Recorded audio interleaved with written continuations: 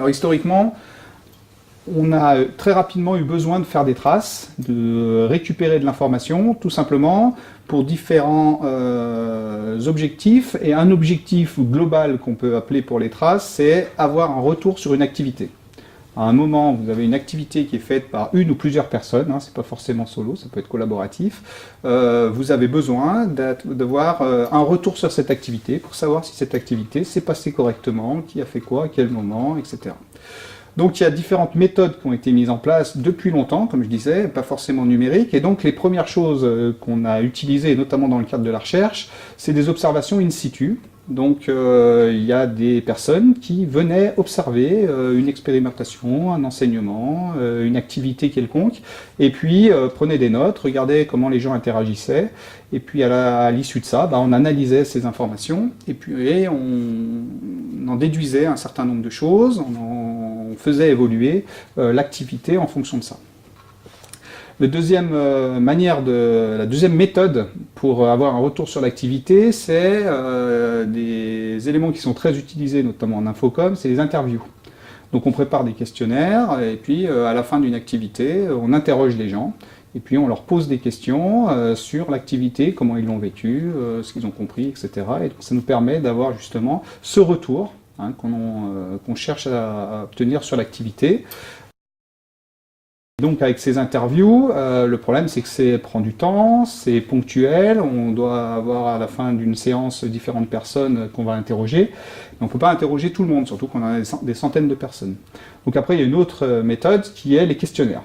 Donc là on distribue des questionnaires et puis on dit aux gens de remplir ces questionnaires, ils répondent aux questions. Et puis ils vont nous donner, cet ensemble va nous donner une vision plus quantitative de ce qui a été fait, alors que l'interview a une approche souvent plus qualitative, c'est-à-dire on a 3-4 personnes qui ont leur ressenti. Alors naturellement, à partir de là, on a entre guillemets un problème ou des biais qui apparaissent comme la subjectivité.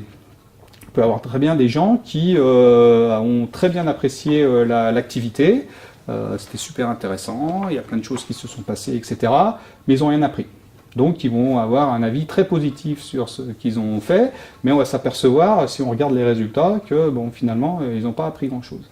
Puis on a l'inverse, on a des gens qui ne sont pas satisfaits, ils sont pas arrivés à utiliser un système informatique, ils ne maîtrisaient pas l'interface, ils ont eu l'impression de faire des allers-retours constamment, de perdre du temps, etc. Mais si on regarde objectivement après ce qui s'est passé, finalement ils ont bien réussi, ils ont bien compris, ils ont réussi un certain nombre de choses, et ça s'est plutôt bien passé, mais ils ont un ressentiment négatif. Donc avec ces histoires d'interview, et donc en interrogeant les gens, ou même dans les questionnaires, on peut avoir de la subjectivité, et donc il faut arriver à sortir de cet aspect-là. Le deuxième inconvénient, après la subjectivité, c'est que c'est coûteux.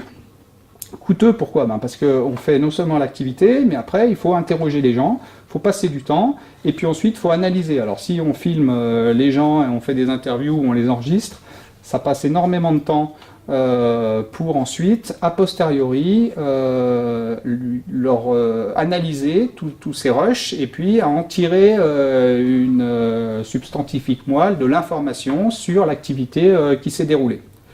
Pareil pour les questionnaires, il faut ensuite décortiquer les questionnaires, les analyser, même si on a des outils maintenant qui de plus en plus nous simplifient les choses. Dès qu'on a des questions ouvertes, ça ne peut pas se traiter automatiquement, et donc là on est obligé de faire un certain nombre de traitements et passer du temps pour faire ça.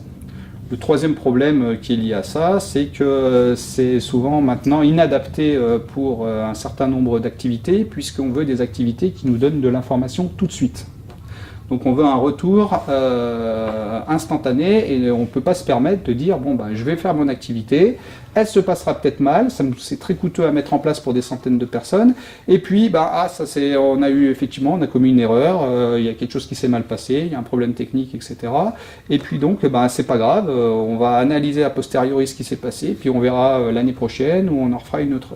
Donc ça c'est inadapté au sens insuffisant, pas assez rapide, et donc on veut faire de l'analyse non pas a posteriori, mais de l'analyse tout de suite. En quelques secondes, on veut être notifié d'un problème, d'une difficulté, et donc adapter éventuellement la séance.